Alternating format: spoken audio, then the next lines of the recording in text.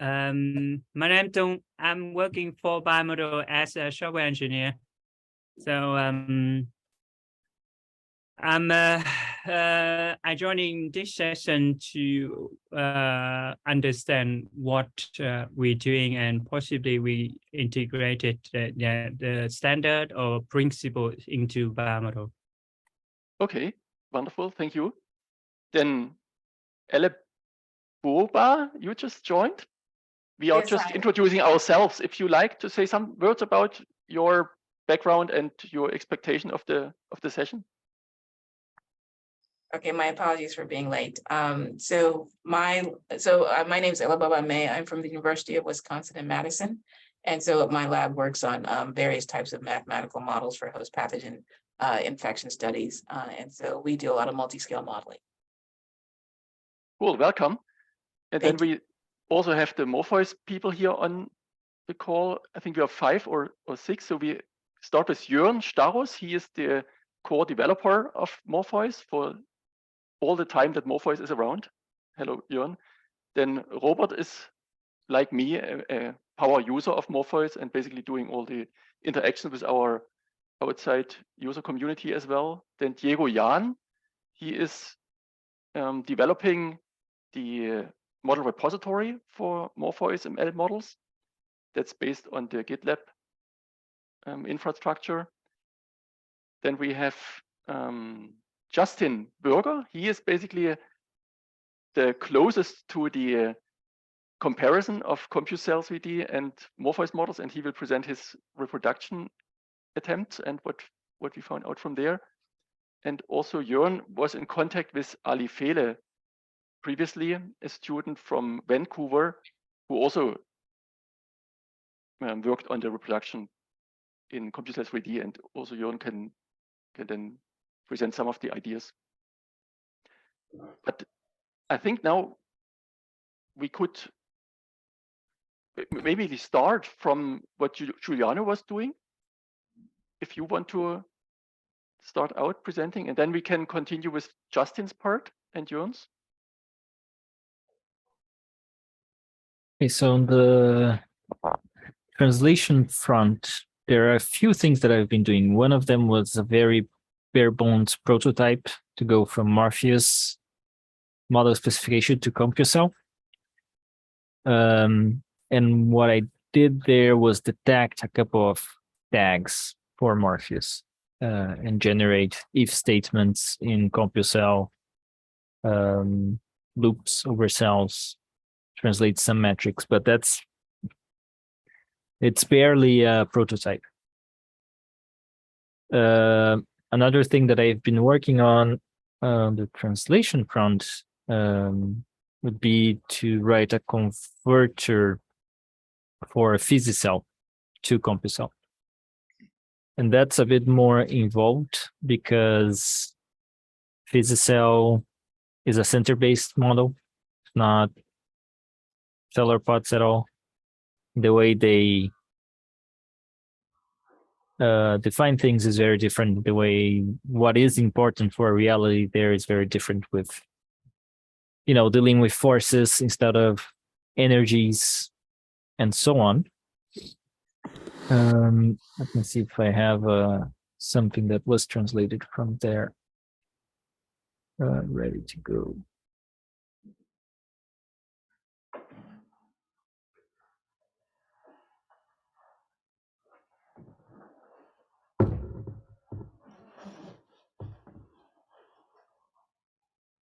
So certainly the cell mechanics and tissue mechanics will be a difficult issue.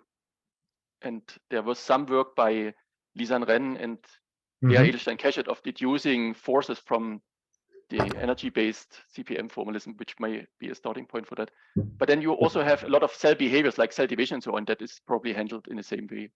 Yeah, that's also very different. So to handle cell division and behavior, PhysiCell has a whole concept of what they call phenotypes. So there are prepackaged series of behaviors and things of that sort. And translating that was already a lot, to the point where that spun off into its own project. called PhenoCell. That is more advanced than the translation stuff, actually.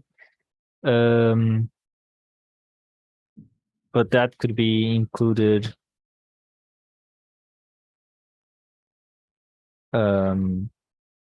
with things. Yes, let me get the preprint for the PhenoCell. I was kind of looking for an example for PhenoCell to CompuCell translated.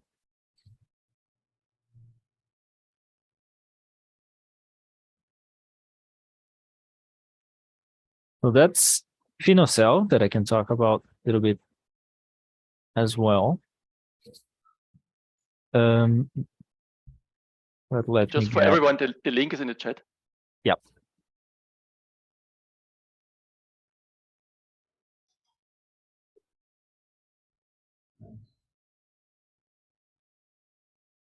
This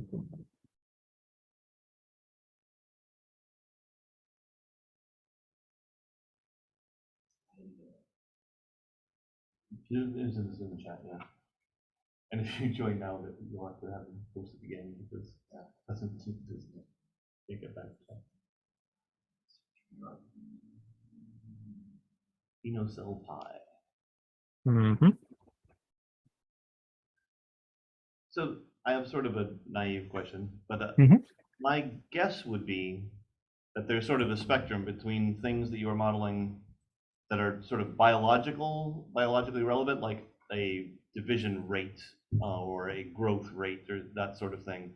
And then on the other end of things, you have things that are very hyper-specific to a particular modeling approach, like the tolerance of this particular step or something.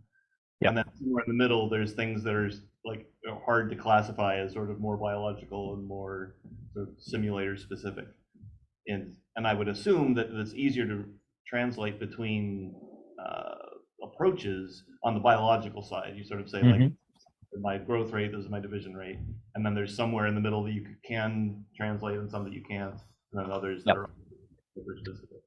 Yeah, that has been my experience with the whole PhenoCell to CompuCell thing. So creating PhenoCell was a lot of work, but it works, right? And the concepts are there, but with the translating a PhenoCell simulation to CompuCell, there are a lot of approximations and a lot of exercises left for the reader, if you will. For instance, the how to do contacting between cells, I haven't figured out yet. So that's still an exercise for the reader. Because cells in PhenoCell, they have a force potential, they have an equilibrium distance, but they also start to create ligands in between cells, which also influences the force. So it's pretty complicated. Yeah.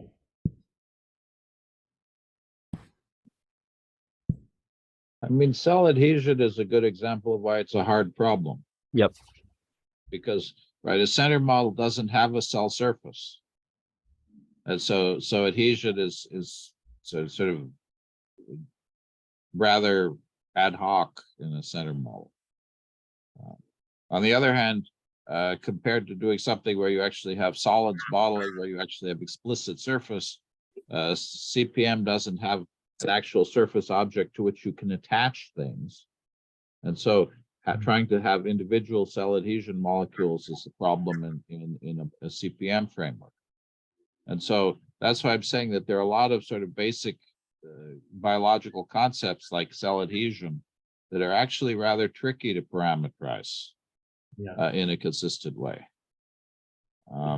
Is there a way to sort of have a base biological thing that then gets translated into different systems? Like we have an idea of a cell adhesion right. units, and that means something to a center model, it means something slightly different, but equivalent in a POTS model and stuff.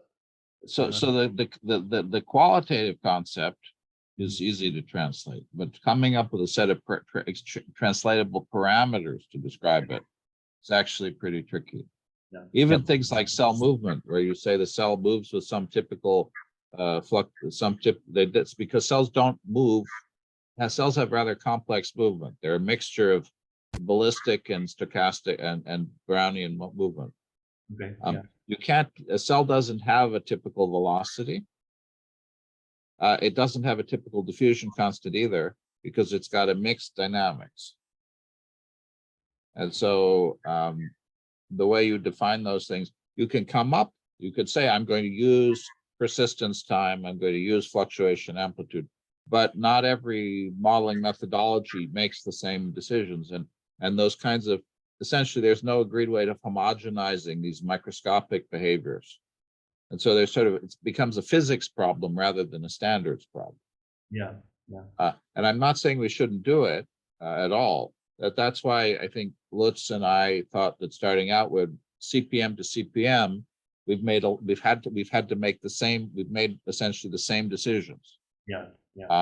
Pulling in a framework like Physicell or Tissue Forge is fascinating, and there are definitely places like cell-centered mass movement where you could do it, bulk movements on cells, chemotaxis response. Those are things which probably can be done, but there may be parts where it's hard. Well, so is the challenge here to do it in a general way? Like, it sounds like you want like one way to do chemotaxis or like a parameter for chemotaxis, because I could also, there might be many different ways to do things like cell adhesion, and it'd definitely be stifling to have to agree upon and just everyone just do this one way to do cell adhesion. That we don't want to do that. I don't think. Well, if I may add, so basically for the past 5 years or so, or maybe more, we were hoping for coming up with a general concept and a very clever idea to cover everything. And we have been struggling, but we have had discussions, do it this way and this way, a lot of discussion. And now we think we have to do both. We have to start from both ends. We keep in mind what we already have about the physics description of these cell behaviors, but we do, in addition, the small steps from the various simulators towards this generalized description, and then on the way somewhere meet in the middle and probably settle at some standard that cannot cover everything, but as much as we can. You could have a general description that might support multiple different forms of adhesion, depending on whether you're doing cellular pots or center-based. You might want to do it differently. But we still want to speak the same language, right? So if you could say, I'm doing cell adhesion of type cellular pots, and here's how it's connected, and here are the parameters, or I'm doing it, but we just need there needs to be a framework that can support. Exactly. So we think we are happy if we can start by defining the same energy units and so on, and do it in the energy-based framework, and then come up with conversion rules, how to translate this into other frameworks. If your spatial discretization is different, or if your lattice order is different, or if your spatial cell model is different, then you could derive your framework-specific parameterization from a once defined and probably normalized energy description. Like once you're able to do that, you could then compare to simulators and say, like, if you are getting largely similar behavior, then that must mean that you have a reasonable translation of a common concept to very different implementations. Right. The different methods Yeah. that are implementing different like representations of specific processes. So the issue of like the translation of, or like say reproducibility between like a CompuCell and Physicell simulation, I think that by and large then resolves down to the activity of, for a given existing say model of adhesion in the cellular pots model, what is the corresponding interparticle potential function that statistically reproduces the same behavior in a center model. Yeah. But I think by and large that's mostly an issue of reproducibility, which I know can become something like a big combinatorics problem. But I think that a lot of that is separate from the bulk of the work that we want to do over these next few days. Is that right? Yeah, and I think as James mentioned, the cell adhesion problem, I think that would nicely be complemented by Justin's work, because he has basically taken up a cell adhesion-based model from CompuCell and worked on that in Morpheus. So maybe Justin, if you are ready, you could share your screen and basically show us the slides with your results. Sure thing.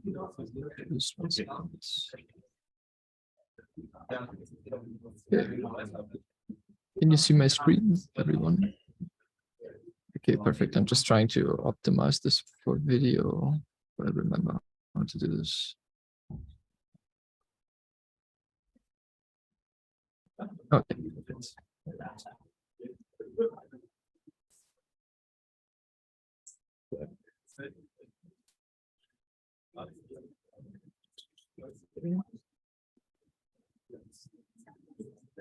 All right, so we tried to reproduce, or we started rather to reproduce the model from the Hestes paper from 2011, which I think James, you supervised this work, right?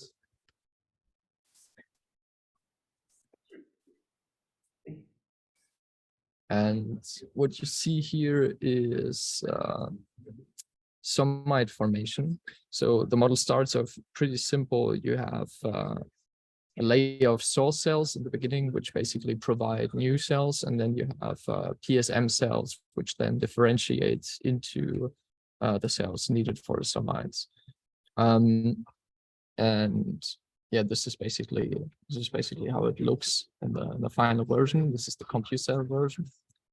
And what we did is we tried first to reproduce the first step in Morpheus, so meaning the layer of source cells here, which divide into the PSM cells. And we did have some problems with some, well, weird cell behavior, which you see here in result 3. And we tracked it down, or Jörn tracked it down basically for us, that the problem is actually the surface energy scaling, which I think Jörn wrote that to me.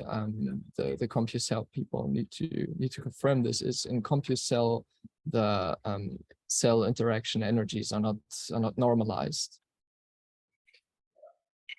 Normalized by what?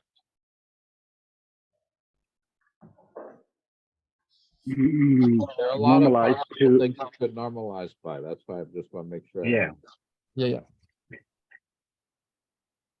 So it's a little bit tricky since the solar pod model is a very lattice-based discrete framework. The basic foundation was to measure everything in nodes.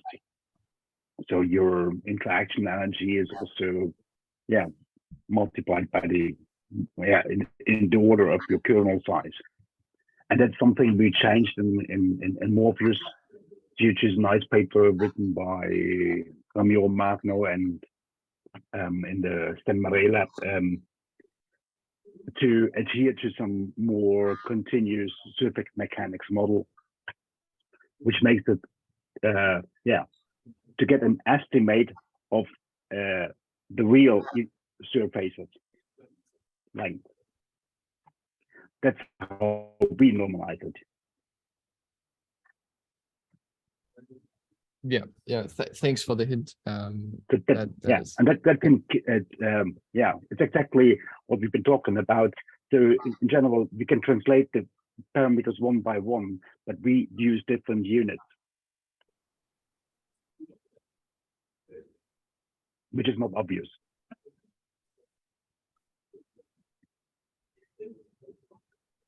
So eventually we can even adjust these values. But Justin, I don't want to spoil too much. So continue. No worries. Thank you. So yeah, when we found out basically that to translate the model correctly into Morpheus, we had to multiply the surface strength by 3 as well as the target surface, so that what you see here is basically, this is at least the hypothesis, that the cells try to optimize their surface, and that is why they form those rather weird patterns. And yeah, when you scale the surface strength and the target surface accordingly, they stay in their more cellular or more natural surface. Yes, exactly. That's 4 was the closest to the original. Was it 4 that was the final, like the best match, or was it? I would say it's a result 2. Result 2. Okay. Yes.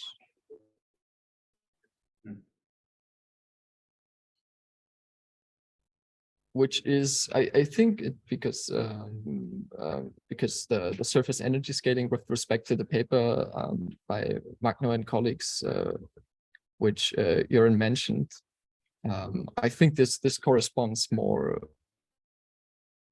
closely to the original CompuCell paper. And just to show it really quickly, how to do this in Morpheus is when you have I can actually show it in Morpheus. I think that's a little bit more dynamic. So you have the CPM attack here, which defines basically cell-to-cell interactions, and then you have the shape surface here, and then this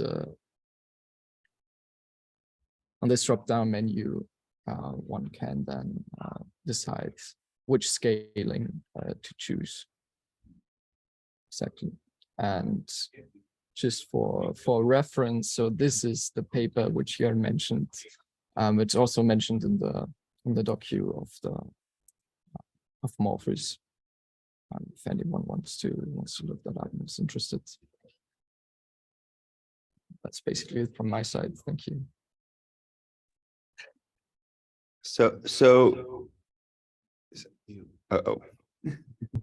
Okay, can you hear me? Yeah, we're all Okay, it's all through that one. It's all through that one, yeah. So the result was multiply those parameters by 3. It was just scale it by 3, and you got the best match. Was that the? No, Yes, that's it's not exactly. It's not. This is a particular value that is due to the neighborhood size used in order to estimate surfaces. So eventually,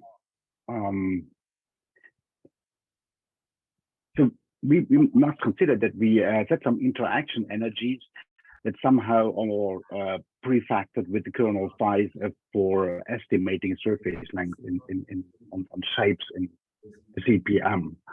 And depending on these kernel sizes, these factors changes. And eventually it's like the interaction energy as is traditionally used in the Developmental model and also used in the CompuCell 3D. They are like a mixture of framework, technical part, and the real model parameter, the biological model parameter. And that's something we should somehow separate. So you can use both things, but it's not, but you have to separate it to make it clear. And to add, so the model at least has 10 or 20 or 30 parameters. And these 28 parameters were taken identical between the two simulators. And only for the influence of the surface curvature or the surface tension, that was the only term that had to be modified. And it turned out by looking at how the different neighborhood stencils were chosen with order 2, how many neighbors there are, and how you interpolate an oblique surface into such a stencil, that corresponds to this factor 3 that we had to add then in the normalized Morpheus treatment of the surface with respect to the raw treatment in CompuCell. But all the other 28 parameters, I would say, they are identical, and the 2 out of the 30, that's where we had to find this conversion, and that is exactly what is expected. If we look into this paper, table 2, the link is in the chat. This table has a row for neighborhood basically order or number 2 in 2D, then we get exactly the scaling parameter of 3 that is found independently. And that's exactly what we just took from the table, put the 3 in. We didn't optimize or fit for the 3, but we took this and then saw that this is then matching qualitatively what we wanted to reproduce. And that probably tells us that all the other comparisons that we will do between the two simulators, we always have to keep this conversion of the surface term in mind, and probably have an eye on this. Will it be 3 every time? No, it depends on what your neighborhood order choice is. The table has calculated it for all the orders that we have. Yeah, unfortunately, it also depends on the size of the cell. Which, and of course, it certainly depends on whether you're in 2D and 3D. True, But it also 3D depends again. on the size and the shape of the cell. Yeah. Which is why we didn't do it originally in CompuCell. Probably we should have. But if you have a flat surface and a curved surface, the corrections are different. Interesting. That makes it a little bit more complicated. It's and an approximate correction. Better than no, probably better than no correction, but it's not the exact correction. Oh, interesting. Okay. And James, your question in the chat, all what Justin was modifying was the target surface length. So basically the lambda parameter and the target length, these two values we had to modify.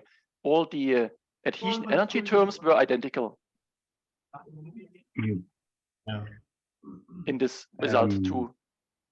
Then I'm really confused because the target surface, CompuCell always measures surface length by just nearest neighbor. And we do it depending on the neighborhood order. And since we chose neighborhood order 2, we are calculating a larger or shorter interface. Jörn has to tell. Wait a second, yeah. So we use one single way to measure the length of surfaces. And this is something that we can adjust. There's different ways to do that. Either we always use a kernel, as you do, and but we can adjust the size of the kernel and the scaling to apply. Because it is very useful to replicate certain things and to look into these details.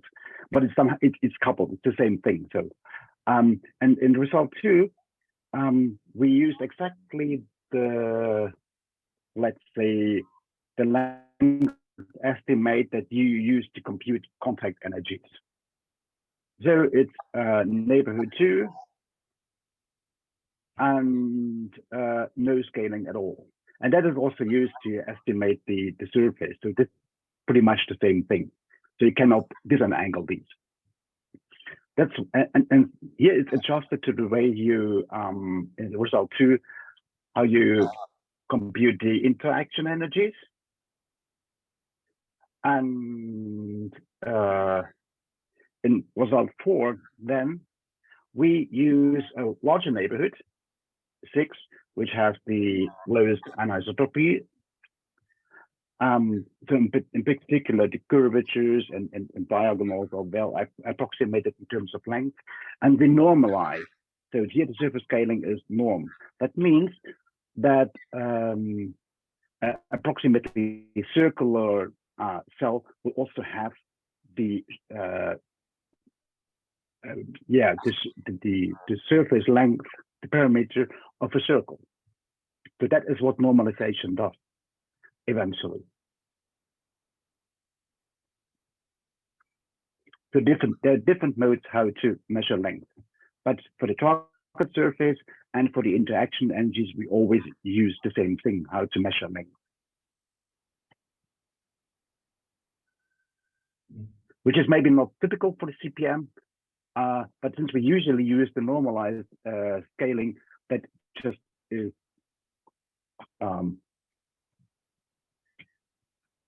pretty appropriate, I would say.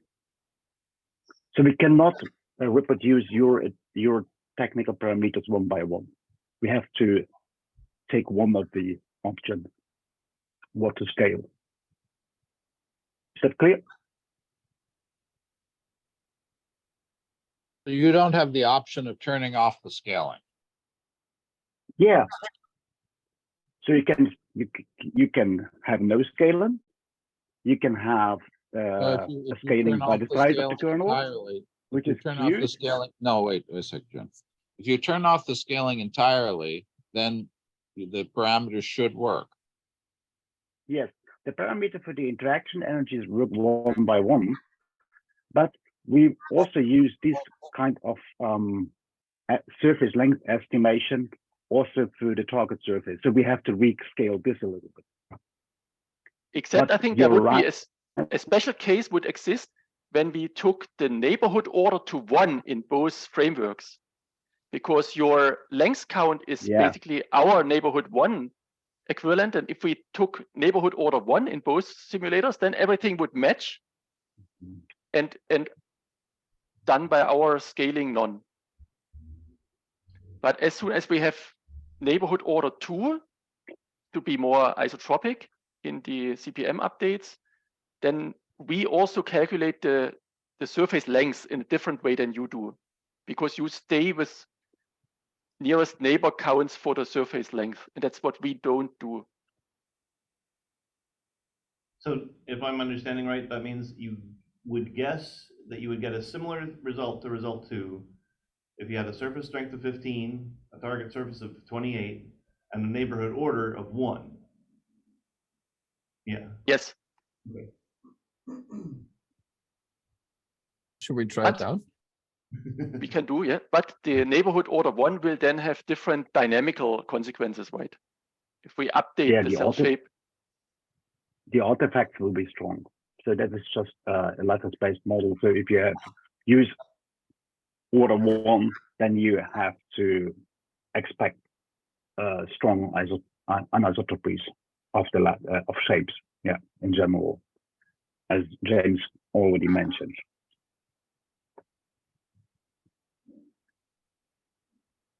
And just a question: why is that? Why do you have artifacts in Morpheus but not in CompuCell? Because it's optimized for that, or no? Both would have the same artifacts if we reduce the neighborhood order. Have the same, yeah. Both would have the same artifact. Due to the fact if you use an order 1 kernel, then you have a let's say a blockhouse metric for length. So any diagonal will be length 2 instead of a square root of 2.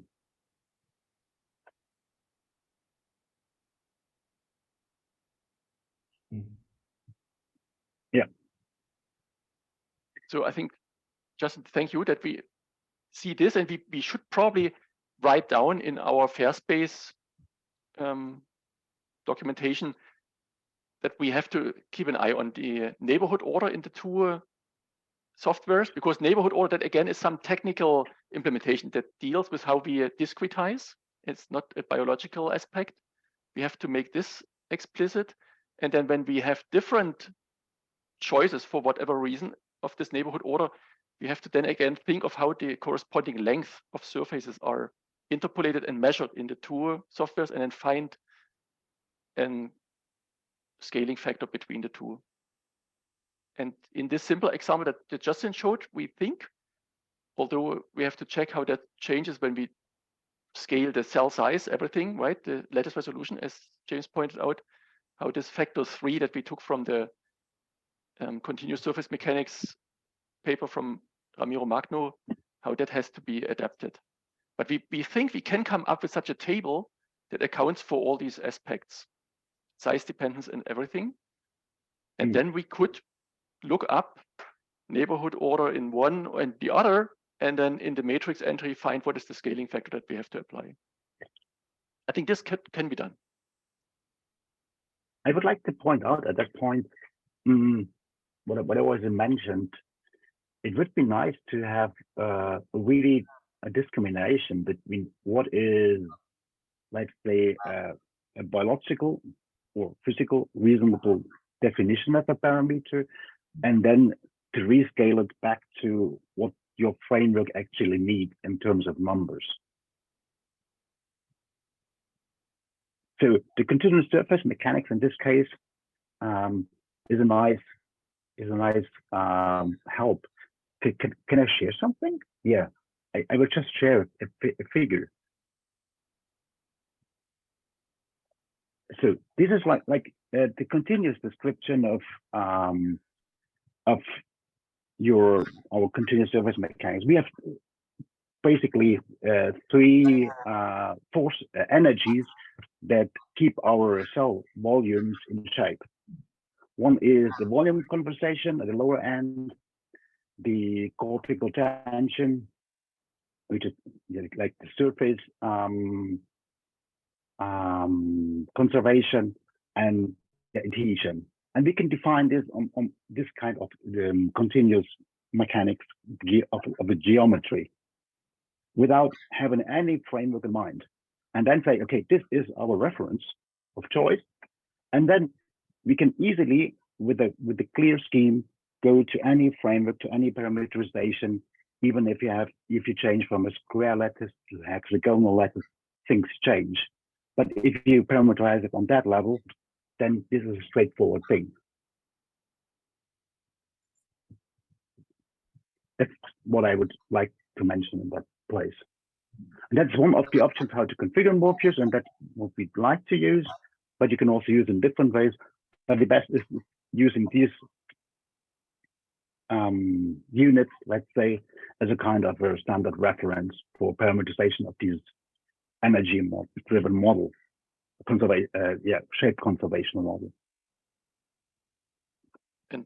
And to follow up on this, I mean, the hope would be once we have parameterization in this continuous way that Jörn presented, that can then be rather translated also into other model formalisms, like the vertex model that just denotes in continuum space corners of the cell and then connects them by straight lines. You could just translate this same, say, density description to then other spatial formalisms as well.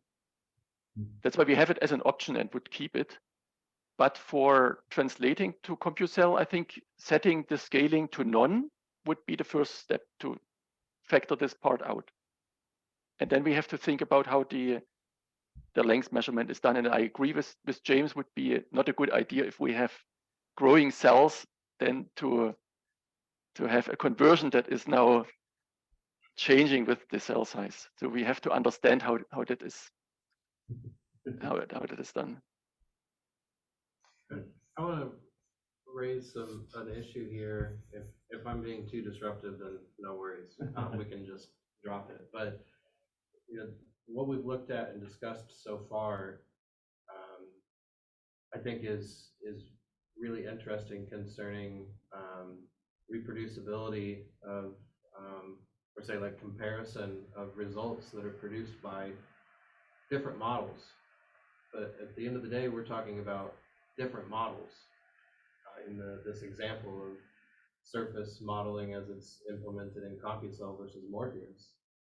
And for reproducibility in FAIRSPACE, I think one of the targets that we should really be mindful of is being able to reproduce results using the same models. Probably the activity that we've looked at will be the necessary step to make translations or like make models comparable using different methods. You can ask questions like this observation about like how all of this relates to models using like vertex modeling. Probably that would look something like the activity that's been shown here.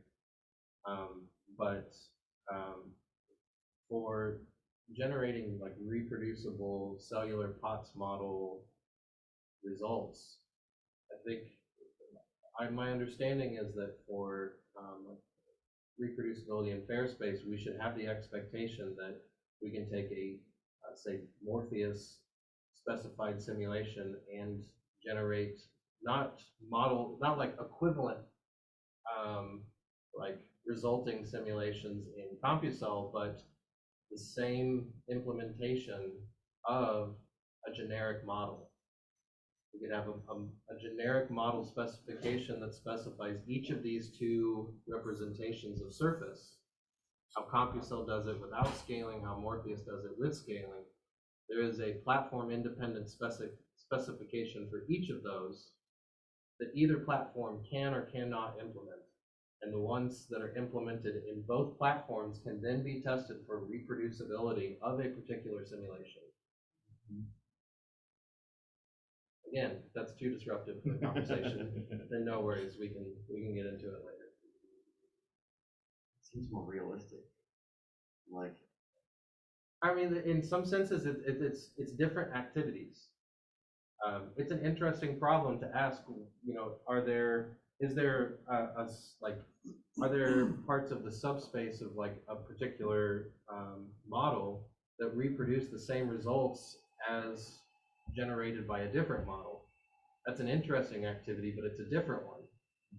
It's a different question compared to, is CompuCell's implementation of a volume constraint the same as the implementation in Morpheus?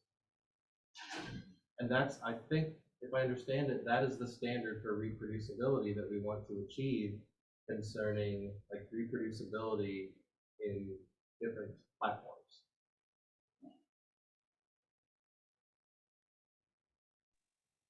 Agree. yeah. So I had a question about that. I just wanted to also ask, as we're talking about, I know most of the conversation has been around cellular POTS model. So different platforms, does that also include like non-cellular POTS model based multi-scale models? Because that's another challenge. Right, just as Timothy said, we have these two axes. We have to first agree of how different implementations of the cellular pods can be translated, and then also see how any of those can be translated into another framework. And what Giuliano mentioned at the beginning, and translation between FUSICell, a center-based description, force-based mechanics, into CompuCell's cellular pods model, that is exactly what you are asking for, how to translate then the different physics descriptions into one another. And that is even more complicated because we first have to interpolate some surfaces and interfaces between these point-like cell descriptions in the center-based model. But I think that would probably look a lot like some of the activities that we were just discussing about these different models of surface for the cellular POTS model, having like a lookup table, or like the Morpheus model of surface for any corresponding inputs. There's you know, like inputs for the cellular POTS model implementation in CompuCell. Probably that could look the same for translating to like center model representations for volume exclusion or whatever. Just even more. Yes, even more. Even more difficult. And more just qualitatively similar results, kind of. I mean, maybe in some cases you may be able to strongly argue with like the resulting statistics that there's statistical equivalence or at least similarity between different models, but it's probably pretty nebulous. But it depends on the question you're asking, as always for all models. For this question, do these two models answer it the same way, right? Yeah. I just shared this particular lookup table that we have been using since TJ mentioned the lookup table. That's where the neighborhood order 2 in 2D corresponds to a scaling value of 3 that we took. That's basically where we got it from. Methodological research. Interesting. But I think the other lesson that we have, besides scaling of this length, we have to switch off the energy scaling that we have in Morpheus, right? So James, when you mentioned that there is a need when starting from a Morpheus model to change all the interaction energy terms when reproducing it to CompuCell, that is the consequence of having the interaction energies scaled in Morpheus. When the Morpheus model had the scaling option set to normalized, then we have to first factor this out again, or look for a Morpheus model that had the scaling set to none, then one could take one-to-one the energy terms as they are into CompuCell. I mean, again, we're dealing with mostly undergrads, some early grad students. Not one of the people we tried to have interpret a Morpheus model could figure out what you did. Which is not that you did the wrong thing. It was just, we could not figure out, starting from Morpheus parameters, what actually was done. And that's because you've been exceedingly careful to try to make it easy for the user.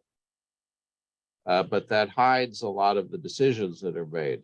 I'm sure it's there, but finding it was quite difficult. And so for example, contact energies, the values clearly are rescaled by something, but what? Given the settings, again, it's partly because a lot of the published models are not documented very well. In other words, what we have is the code. So we're going through the XML. And so we had a pretty good time. We didn't find it that hard to translate CompuCell to Morpheus because we have fewer options. Going the other way, interpreting what was done was hard. Now, one thing we could do is we can add the options that Morpheus uses to CompuCell, which is maybe out of the framework of this particular discussion. In other words, for example, I was saying you have this nice thing where you scale the surface area, target surface area by the volume. Say that it's the square root of the area times 4 times some number, some geometrical factor. That's a nice thing to do. It's convenient. That would be easy to add tags and plug into CompuCell. It would take probably 3 days to write. And so if there were decisions about that, we could do that. That's so one way to make things more compatible would be to extend one or the other language, the programming environment to do that. That's a little bit different from deciding on a standard at the language standard for how to do it. Yeah. I would assume that the language standard would just say what all the options were, and then any given implementation can just say like, I don't support that, or like, oh, maybe I'll take 3 days and add support for that particular thing. Or I can translate that into maybe an ad hoc or maybe a mathematically robust translation. Like that means I should divide by 3 or something. These other things. Whatever. Right. And just to mention, Justin had done the work in the meantime and wrote 5 minutes ago also in the chat. He just reset all the parameters in Morpheus to exactly the values that were published with CompuCell. And now saying neighborhood order 1, then the scaling basically drops to 1 from the table. So he didn't need to the scaling, and he has run it and it's really reproduced exactly the same behavior. Oh, good. So this is working. Just it will have strong lattice artifacts. That's why we typically choose a larger stencil around the lattice. But Right, we would have an island that is not very practical, but where we would have a trivial translation between CompuCell and Morpheus. Right. So I guess what's critical here is that there's no option in Morpheus to turn off that scaling. That's the problem. There is an option. You can turn off the scaling. But in Morpheus, all surface length estimates are entangled. So the target surface of a cell is measured with the same method as the contact length of cell is measured, which is not necessarily the case in CompuCell. No. So Exactly. you don't have the option. You don't have the option to turn it off. In other words. No, we can turn off the scaling, but we cannot define separately how we measure the target length, the length of the surface of shape, and how we measure the contact length of the cell. This is the same in Morpheus. And the advantage of using the normalization is that you can later on change the neighborhood, interaction neighborhood. You can even change the lattice from a square lattice to a hexagonal lattice, and your parameterization remains as it is. That's no, the idea of it normalization. doesn't, but it doesn't remain as it is. It remains sort of as it is, but not exactly. That's the problem. It's not a one-by-one translation, of course, because your letter is rather different, a little different, and also the degree of anisotropies changes. But that is obvious. Anyway, it's okay, but so the key thing is that in Morpheus you don't have one feature, which many features that Morpheus has, CompuCell doesn't have. But one feature that CompuCell has that Morpheus does not have is the ability to have different ranges for different energy plugins. Yeah, so we only have one measure through a surface length. That is just one thing, and which is just a step away from the traditional cellular model ideas, that these things are completely separated. One is an energy calculation, the other one is a length calculation. Yeah.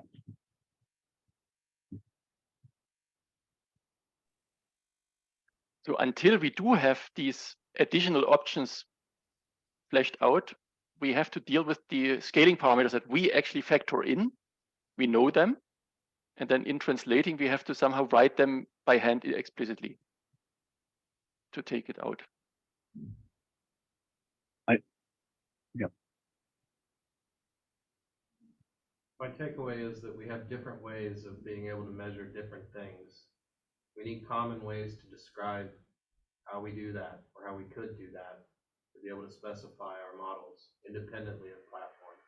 What Lucian described is sort of my vision for this, that there can be a common, evolving, like living standard where one of us or none of us using platforms develops a model that can write the platform independent specification for it, and then every group who supports a particular platform can decide, will we or will we not integrate support for that, but more importantly, that everyone has a common, sensible way to consistently implement them should they choose to.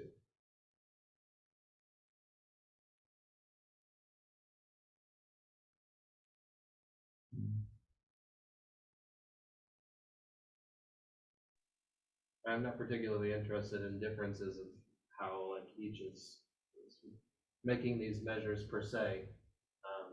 It's more that you can describe it. Yeah, yeah. We need descriptions and we need formalizations of these measures. Hmm.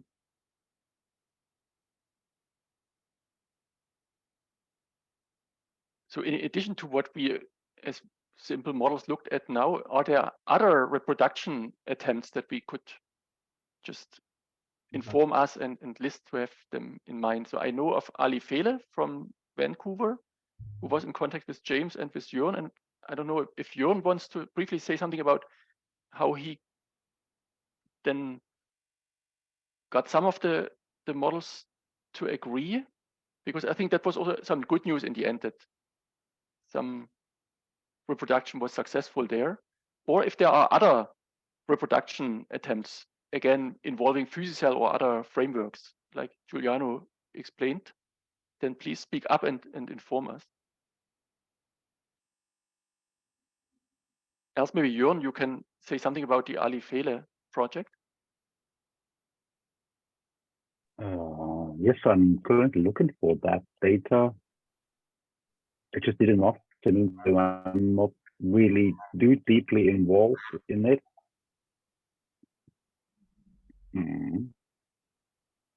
Yes,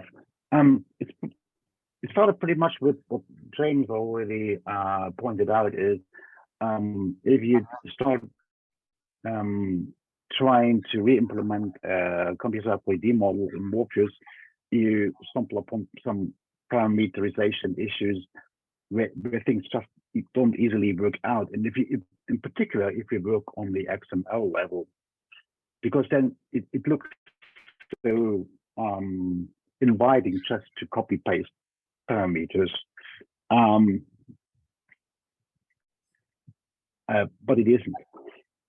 So in Morpheus we have a lot of we have a graphical user interface, and that helps a lot to describe exactly what a node, what a component in the model describes and how it's parameterized.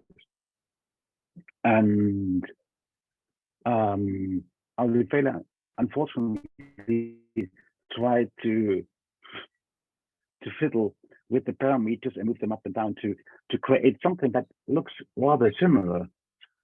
And he was able to reproduce, let's say, from a thermological level, most of the results, but he was really annoyed that he could not make any sense out of that. And this is due to two factors. One is, of course, if you use the standard parameterization Morpheus, we don't use the contact energy per kernel node of the neighborhood of the interaction kernel, but some normalization. But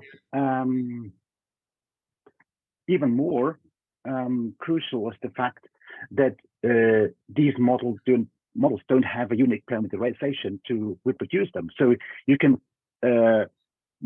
find a couple of parameter sets that produce the same results, and that is what he pretty much ended up with. A lot of adjusted parameters where things look the same, but you cannot find a rule how one converts to the other.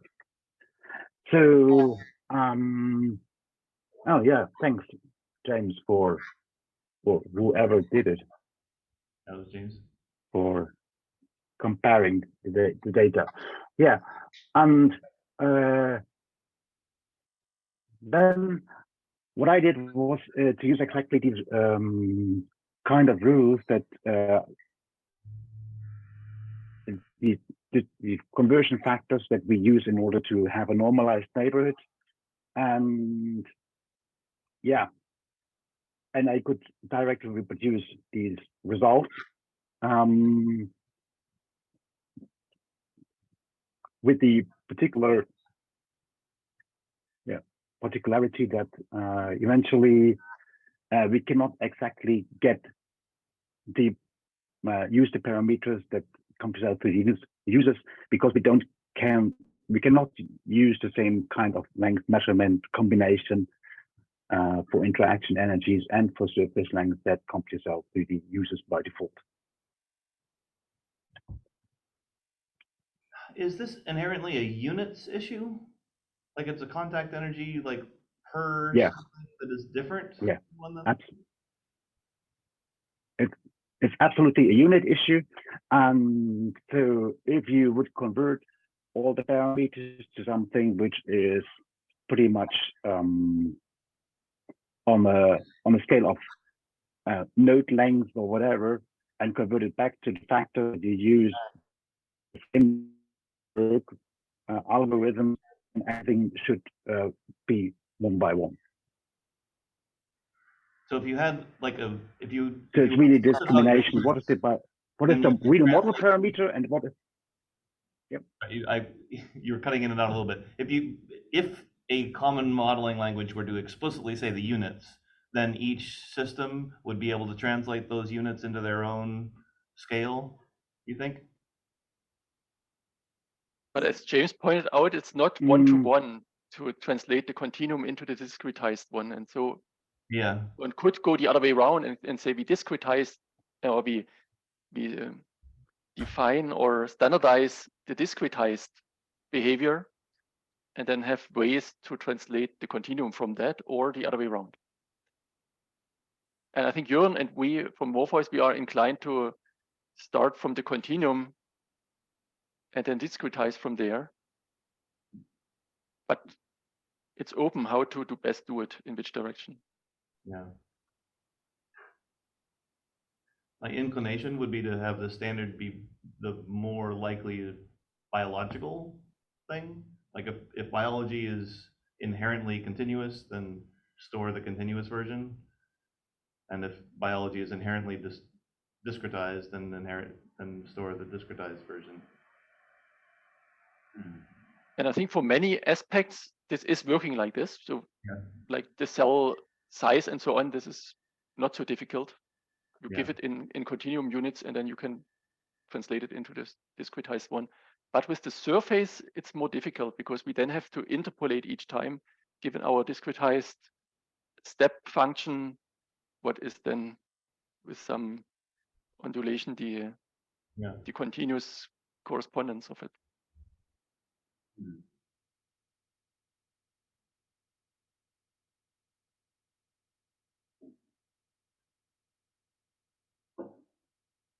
Seems like you could also use an adapter framework that could just, continuum to discrete, discrete to continuum. You might have an adapter that goes each way. And then you save it in discrete, you can always translate it to continuous, vice versa. Either one is the right one. It's just, it is the model. Yeah. We need a lot of translators. And James, do you want to explain a bit more of the examples that Alifele looked at? Well, he was trying to replicate some of the very simple cell sorting simulations that have been done. This goes back to the very beginning of this kind of modeling. On the assumption that if you couldn't do those, you couldn't do anything more complicated. Yeah.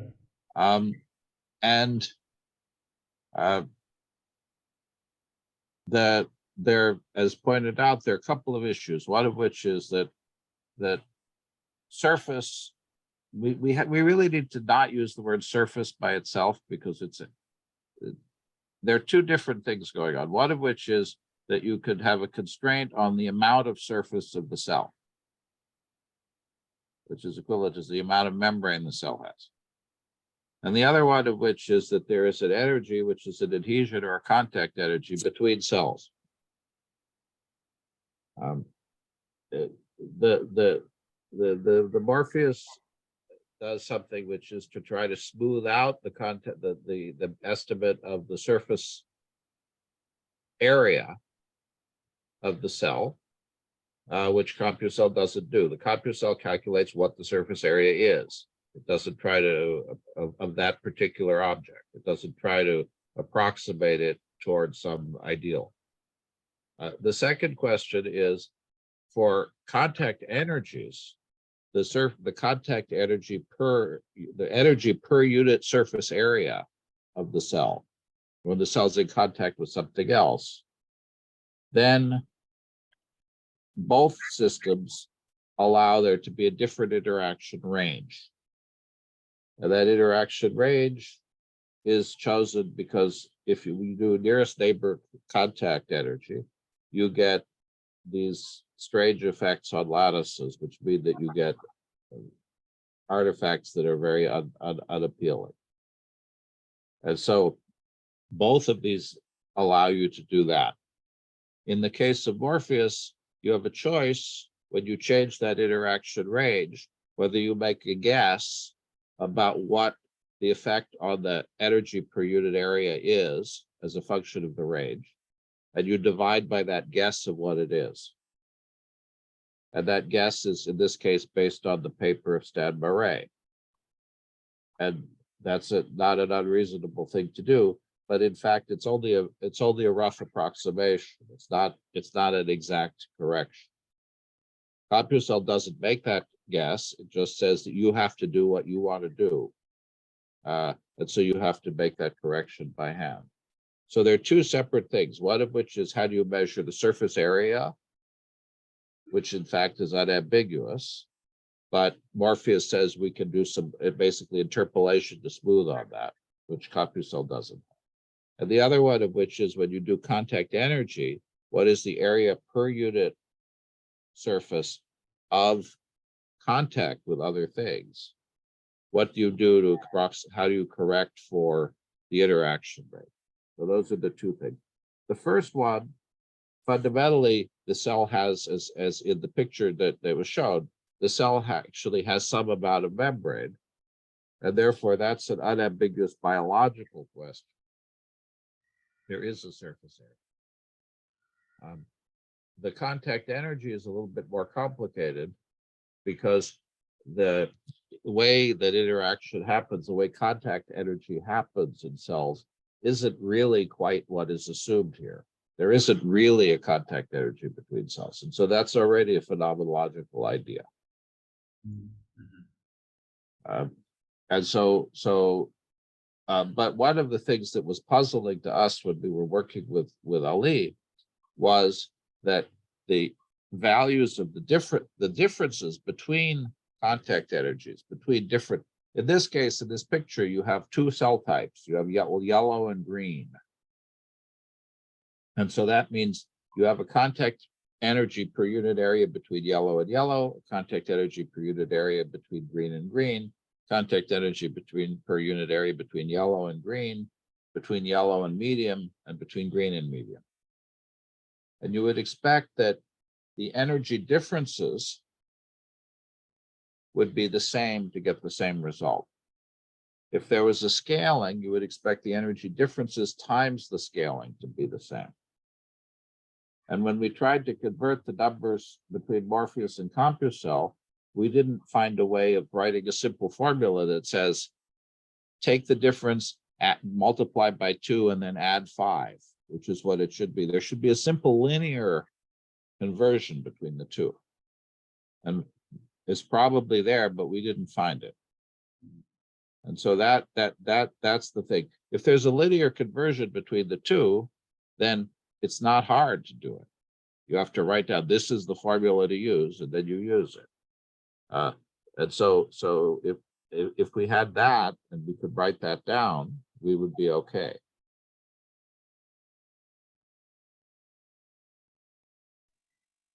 I think this is exactly the scaling part that we took from the Magno paper and have factored in if you don't switch off the scaling, right? If the scaling is still set to normalized, then we always have this more complicated scaling function that's not just pinning down to a factor. But if you switch scaling to none in Morpheus, then this issue is vanishing and only the surface length measurement issue is remaining. And the other aspect is probably that you can find various combinations of the energy terms that all give qualitatively the same dynamics, as long as a certain ordering is maintained between the numbers. Okay, that I got lost. So let me answer that question. If I take surface energies, what are called J's in CompuCell, which was a big mistake. We should never have done it in the first place. That was the first paper we ever wrote. If we knew that we were going to be working with it 30 years later, we would never have done it the way we did it in that first paper. People took it as gospel and kept with it for 30 years, even though we shouldn't have. If you take all the values of J and you add a constant, you have 10, 15, 20, and you make them 20, 25, 30. The equilibrium configuration doesn't change. However, the fluctuation amplitudes change. So the equilibrium configuration of the system doesn't change by adding a constant to the J's, if you add the same constant to all of them. If you multiply the J's by a constant and multiply the fluctuation amplitude, which has this horrible name of temperature, which is also a thing we should never have done as a name, and you multiply those all by the same number, you multiply them all by 2, you don't change anything. And so there are a bunch of scaling factors that you can scale a bunch of things out that are not scaled out. So those things work. Moving the energies vertically up and down by a constant doesn't leave the system unchanged. Leaves the equilibrium energy configurations unchanged, but it does not leave the dynamics unchanged. Multiplying everything by a factor of 2, everything by a factor of 2 does leave things unchanged. And so there's a lot. So when we say that there are certain things you could have multiple energies which do the same thing, we have to be careful what we mean by the same thing. There are a lot of energy choices that give you the same equilibrium configuration. If you want to have the dynamics and the equilibrium configuration to be the same, then there's only really one scale, extra scaling, which is the energy, the T, the temperature. If you just force the temperature always to be 1, you get rid of that. That gets rid of that. So there's one extra parameter.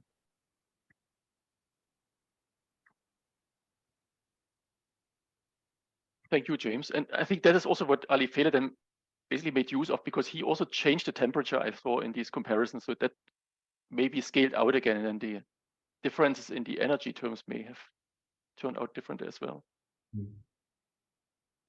But actually, if you look at this picture here, you can see what we just talked about, which is, if you look at this picture here, you'll see that the hierarchy of sorting is correct.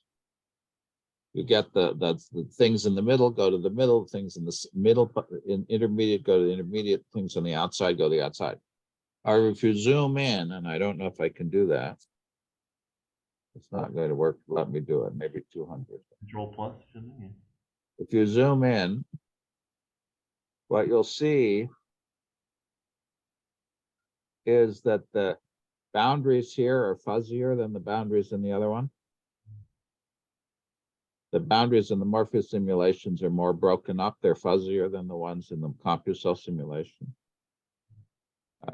And that's because effectively the fluctuation amplitude is bigger. That's because that ratio of temperature to contact energy wasn't kept consistent.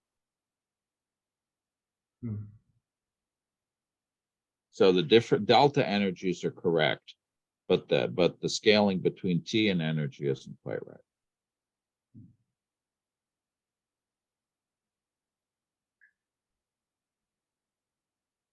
Does it seem like you would have enough information at this point to write a common, like a list of input parameters that could be then used and translated properly between the two systems? Like, do you have could you imagine a system where you like write down a bunch of things, like this is how Morpheus does it, and CompuCell would be able to say, aha, I know what to do, or I know I don't do that, or I know I could approximate that, or whatever, and then vice versa? I think for any CompuCell simulation, you could create a Morpheus simulation that implements it. Okay. Going the other way might be a little bit more challenging, but for the contact energies, you ought to be able to do that. Yes. Okay. We just weren't able to figure out all the conversions from reading what we had available to us. For the surface, it's more of a problem because because CompuCell doesn't offer some of the surface options that Morpheus has and vice versa for surface area. And so there, you have to hand scale parameters slightly differently to make that work. And you're not going to be able to get exactly the same. For contact energy, you can get it exactly if you know what was done. Okay. And that's basically also how this was done. So basically on both sides, this parameterization was very compact in a single file. We didn't have to scan code for that. But internally, then we have different, or we do have a scaling factor multiplied to it. Yeah. And that indeed is in the in-app documentation, it says what it does, but if you open the model, you don't know immediately where you should look for whether that option is ticked or not. Once you do it yourself, then you read, should I now choose scaling none or scaling normalized? But once you get a final model, then it's just one out of many options that is somewhere set. But it's not so many. So the XML itself, you could go through and then you would see this line. Yeah. Surface energy scaling, and has an attribute none or normalized. But it's not the obvious first check that you do with the model. But now we know that this is More important. more important, yeah.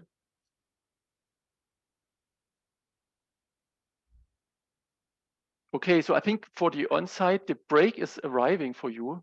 And I want to announce that Sharif has set up a list where we all sign in so that we can stay in contact about the FAIRSPACE activities. That also has the basically description of this FAIRSPACE project at the top of this document. It's linked in the chat. Please make use of all these resources and branch out from there. And then we will have 2 more sessions, one tomorrow at the same time, where basically we want to see how to annotate our models in a way that, like the SBML community is doing, we disambiguate what certain terms that we introduce, certain equations that we write mean biologically by adding the corresponding RDF links to it. And we do have on both sides example models, basically demos that ship with every installation that are based on publications, like the Glacier Grana paper that we just mentioned, the 30-year-old standard. And those we want to bring into the biomodels database tomorrow. So we have 2 examples basically from the Morpheus demo set that we want to bring in there, linked to their publication. But before uploading, we want to add the annotations, and that is what Sharif will help us with. And then on Friday, we will discuss more into this direction. What are now the immediate terms that we use for certain choices, whether we measure now the surface length in continuum or in what metric? How do we call these different ways? And then at what point we declare them? That's towards standardizing our model descriptions. And probably then as a first step, both the CompuSys 3D XML and the Morpheus ML would stick to this agreed upon naming convention. And from there, we unify more and more. But there was a question from Eleboa first. Yes, and I go by Chi-Chi. I'll change my name. Thank you. So I have a question. I'm just kind of curious for the remainder of the week. Will the discussion at all go beyond physics-based multi-scale models, or is this kind of the focus? Because there's just certain things that I'm interested in terms of discussing. How do you then standardize in a way that allows non-physics based models to be able to maybe be brought into physics-based models and back and forth? Well, maybe you could give us an example, and then we could understand better what we could do to try to bring that in. Yeah, I didn't want to distract from the conversation. I just wanted. No, we got this was very technical and sort of. I was expecting a higher level conversation, so I'd be happy to hear what you had to say. And we are happy to stay in here. I just wanted to make kind of a formal, and that whoever wants to leave can leave, right? That's why I said what we want to do in the rest of the week, but we can stay in here in the Zoom room and keep using it during the break until the next session takes it. Sharif, would you mind posting that link onto the Combine Slack as well as the chat here? So what should I do? You said you had a link to a list for people to sign up. If you can put that on the Combine Slack as well as. Yeah, sure, I can do that. Yeah. Thank you. We'll do that. All right. Sweet. Chi-Chi, I'd be very interested in hearing about other multi-scale or non-physics based models. If you have a list of possible models, I'd even read it overnight and be ready tomorrow. Well, yeah, I mean, I can discuss the model that we put together, and it was based on kind of Kirshner's model that we reproduced her model and then expanded it. We actually tried to start out with CompuCell 3D, but the computational cost of it was a little bit high for what we were trying to do. So I was just kind of curious about that because, you know, depending on the scope of the work and what you're trying to accomplish, you kind of choose different tools. Yeah. So I can maybe, you know, show that tomorrow, and I'll put a link to our paper on that, and maybe we can discuss later in the week. Thank you. All right. Okay. Gonna go get break. Yeah, break. And also in about 25 minutes or 25 minutes, I will have another session for rule-based modeling.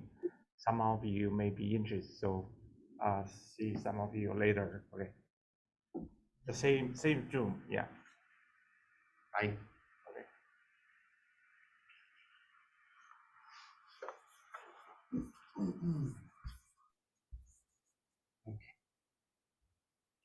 Interesting.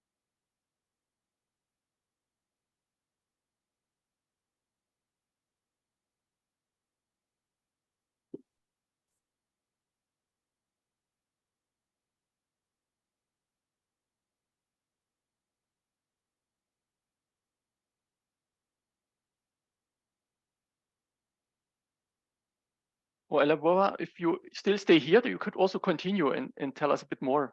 When you said you want to post the link, you could also share it. Just open your screen and show the paper directly. Okay, I can do that. Let me do that. I was just trying to post it because I know I'm going to have to run to another meeting. So I'll share it real quick and just I can give a brief overview of it. I have it up.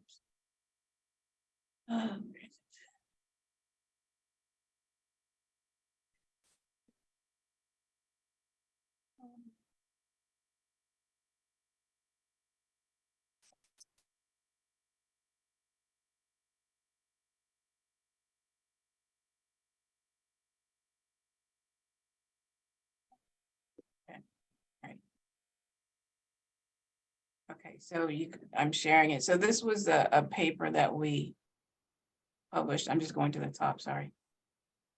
So this is the, I think many of you probably are familiar with Denise Kirshner's work where they're building the models of granuloma formation in TB. So we were actually interested in the same thing in terms of modeling TB, the granuloma formation, but we were interested in the effects of oxygen. And so we wanted to add that physiological component to it, as well as the explicit behavior of the bacteria. So in Kirshner's original model, and this was one of their very early models, they were modeling the bacteria itself. They were just modeling it kind of as a gradient, and the responses and the rules were based on kind of treating it as using a differential equation to look at the kind of the relative concentration of the bacteria. But we had developed a previous model of the bacteria where it's kind of a systems biology based model, an ODE deterministic model of the metabolic response of TB to oxygen. And so we wanted to incorporate that into the multi-scale framework. And then we wanted to model, so the macrophage taking up the bacteria responding to the environment inside of the macrophage, as well as the environment in the extracellular space. So oxygen was really a key driver. So what we had to do was take their model, and so the model that the Kirshner group published, they listed all of the various parameters. They listed the rules for behavior for each of the agents. And so their agents were the different cell types. And then they listed some of the rules for the environmental variables as well.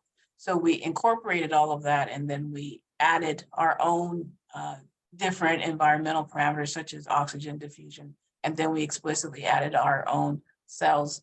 And so just as for those, so one of the things that we did, we had our own platform that we developed. As I mentioned, we wanted to use CompuCell 3D, but because we were explicitly modeling each of the bacteria, we had to call another model, another platform to explicitly model it. And the number of bacteria became so large that the time scale wasn't as feasible within CompuCell. So even though visually, the way that CompuCell reproduced it, we really liked it in terms of the movement of the cells, the movement of the bacteria, but we couldn't, it was not as feasible to actually execute the number of different times we'd have to execute it. So we went with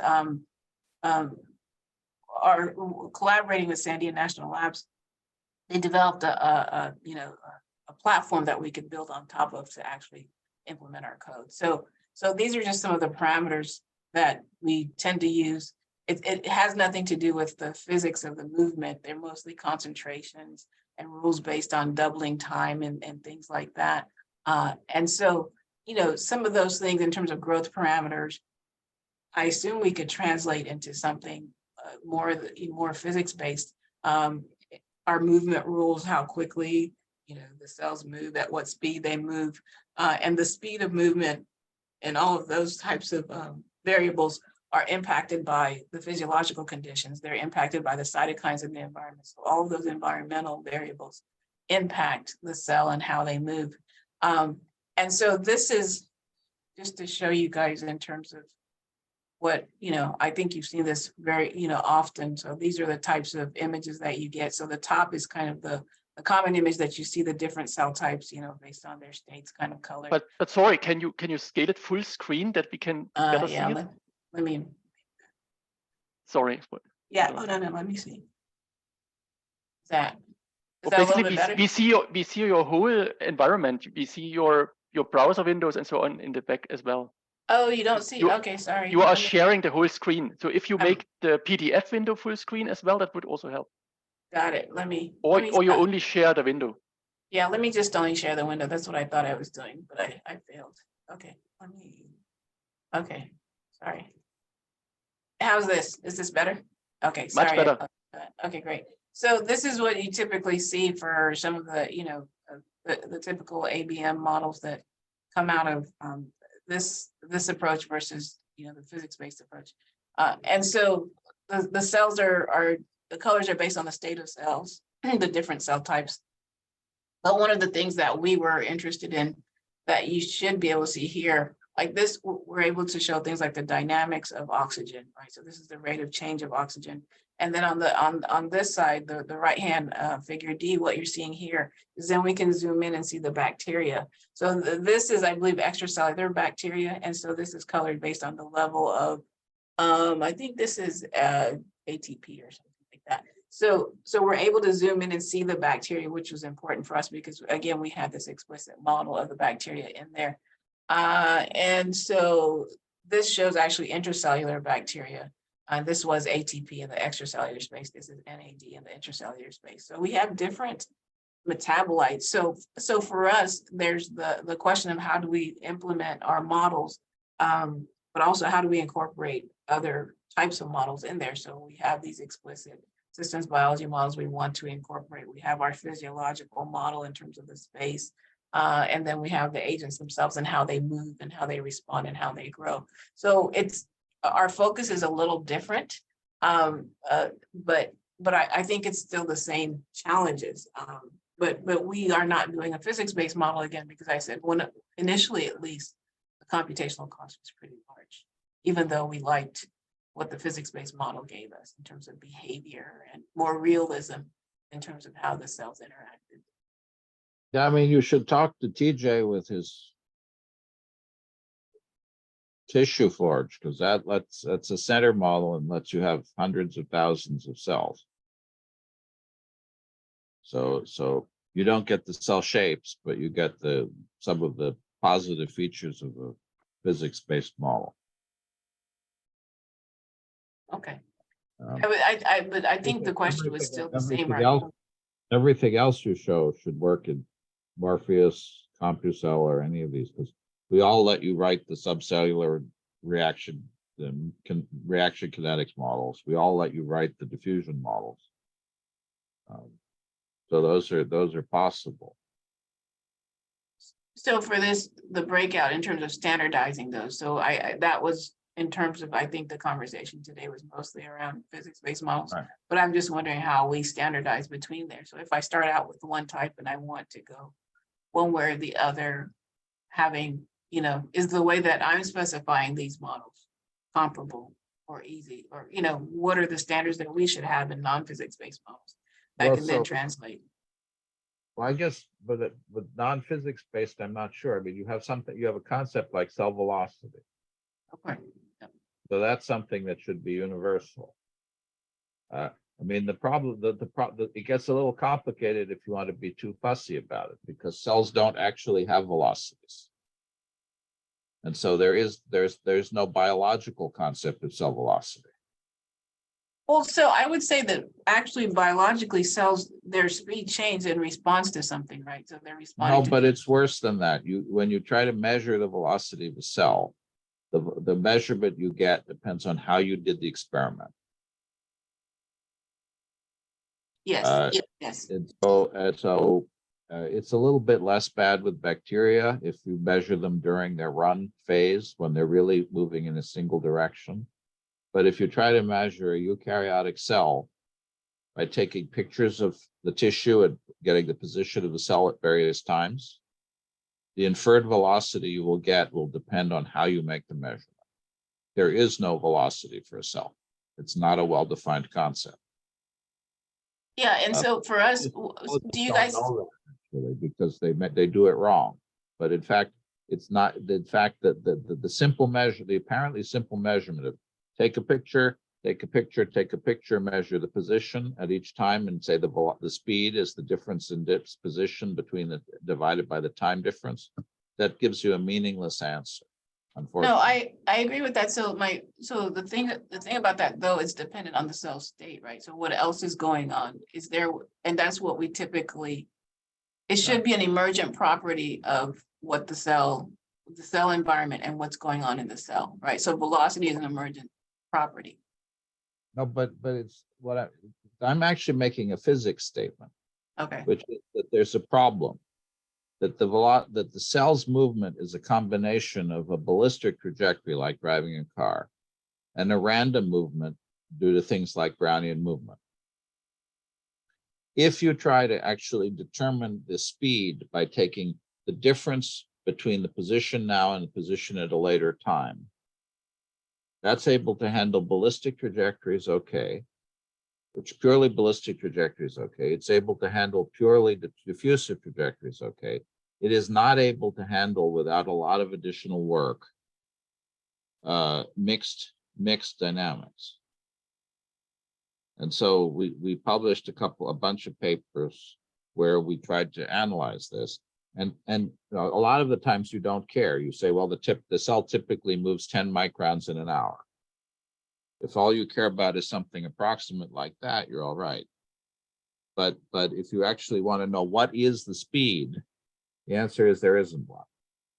And that makes things a little bit difficult. It's a little bit like trying to understand the mechanical properties of a material that has plastic deformation. The strain is not defined in the material of plastic deformation. And so the whole basis of calculating something like Young's modulus falls apart. That doesn't mean that there isn't a force that pushes back on you when you push on the material, but it does mean that there isn't a simple constitutive relation. In the same way, if I say I measured the position at a certain time and a position at a certain time, and they were at this position and this position, that's true. But if I have an underlying model of how I got from one place to the other, there isn't a single simple parameter that tells you what that is. It's not a single parameter. There is no single speed parameter. It's more complicated than that. And so that's what I'm saying, that cells have these very complicated behaviors. And we're trying to approximate them with simple things like what's the speed of the cell. And sometimes those things those approximations work well. And sometimes they don't work so well. Depends on the question being asked. And that's why even at the biological level, coming up with something is not always so easy. If I ask what's the adhesion between two cells? Well, if I bring the cells together at a very, very short time scales, the coherence bind, I can pull them apart, I can measure that. If I leave the cells in contact, those coherence reorganize, the cytoskeleton reorganizes, and the binding energy is stronger than it would be otherwise. And so the idea that there's a fixed contact energy per unit area of the cell is really a very harsh approximation. It works remarkably well sometimes, but I completely agree with that. So my question, because in any of these models, right, we have kind of a distribution of values. I completely agree with that. And our goal is always to come from the biology to that becoming an emergent feature that you can measure, right? So I'm not at all disagreeing with that. I guess I don't know, like, so for some of the typical ABMs, we just give a range of values, and then we have a distribution that's associated with it. I'm presuming that kind of information can be translated, unless it's done, unless it's kind of different in the POTS model. So no, if you want your cells to have a typical velocity in Morpheus or CompuCell, you would apply an explicit force to the cell. You'd have to calibrate it. You couldn't just, by looking at the simulation, know what the force was to get the velocity you wanted, because it'll depend on the environment, it'll depend on the area of the cell and other things. But nevertheless, for a given cell in a given environment, I can calibrate a force-velocity relationship. Once I have that calibration, I can then say, you want it to be so many microns per minute. I can say, use this number. Okay. So it's not automatic, but there is a well-defined workflow to do that calculation. I see. Okay. Okay. So that's So good to know. All right. I'd have to back it out, but I could do it. That's an exercise we'll do it. Morpheus has it and CompuCell has it. You put a cell in a field which applies a force to it. You measure the velocity versus the force. You get a curve. If the force is too small, there's some stall, so it gets stuck. Then there's a long range over which you get linear force velocity relationship. And then if you push the thing too hard, it stops moving faster because there's a speed limit on the nodus. But during that, in that intermediate region, there's a nice linear relationship where you can say this is the effective force velocity relationship. And then I could use that. But it's going to depend on all the parameters. It'll depend on the volume constraint, the surface area constraint, all of those things. So getting an analytic form for it's not so easy. But if you tell me I want this, this, and this, I can give you a calibration rule to get it. So then translating between like some of the traditional ABMs to things like that, we'd have to identify those types of parameters that, need to be calibrated differently, right? Yes. Okay. I mean, let's take an example for a center model. Center models don't have a cell volume, and they don't have a cell surface area. But you can certainly say that the density of cells in a given region is such and such just from the distances. I can take the volume occupied by 100 cells and say the volume per cell is that divided by 100. And so I can infer an effective volume for the cells, even though that's not a parameter of the simulation. In the same way, I can infer an effective drag coefficient, which is what I need to convert force to velocity for the CompuCell or Morpheus cells. But I don't have an analytic way of describing it for a particular situation. So I do have to. Yeah, I think so. This is my first time attending Combine, but I thought that part of this would be discussions like that. Like, is there an interest to standardize these types of things? And if so, what are the kind of things that stand in the way of doing so? And are there things that, in terms of what we just discussed, velocity, right? I wouldn't have known that, right? And so if someone is coming from one side into the other, should we identify certain things, features that need to be standardized or need to be translated between these types of different frameworks for modeling?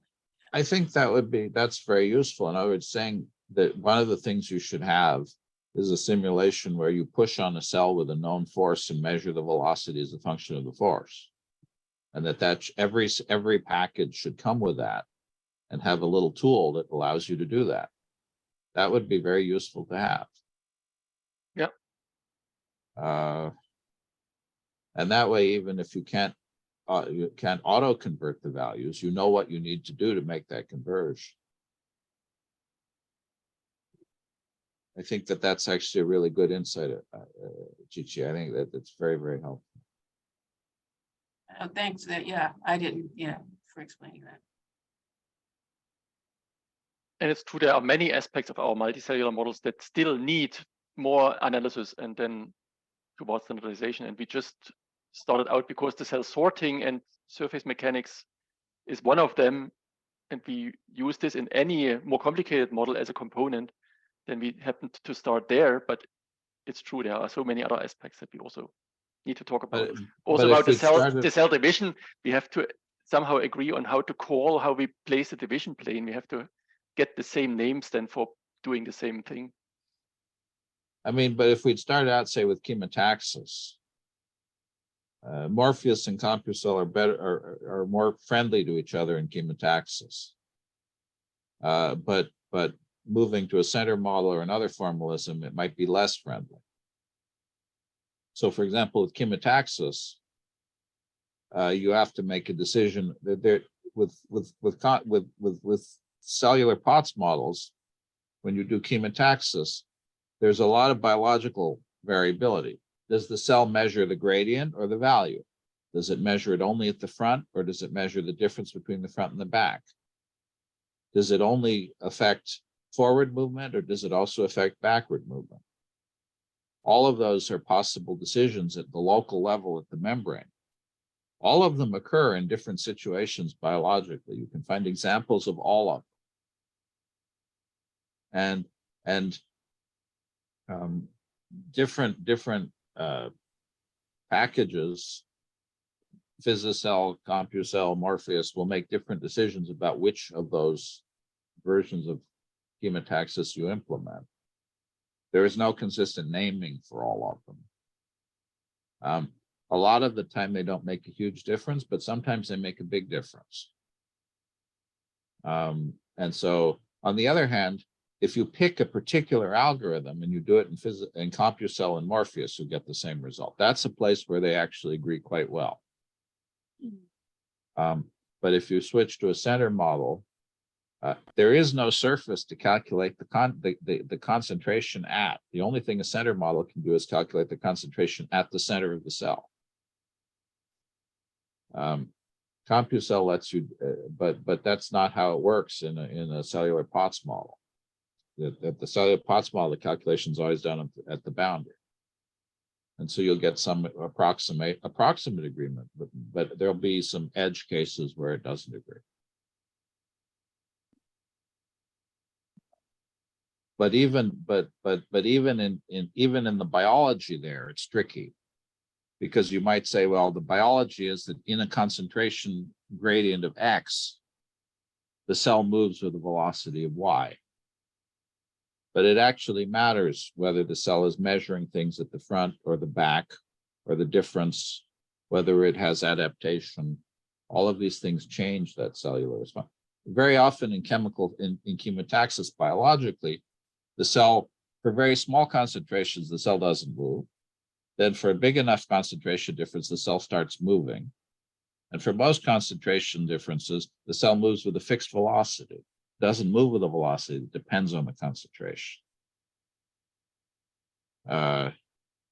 You can implement that in any of these models, but that's not the natural thing from an energy formulas.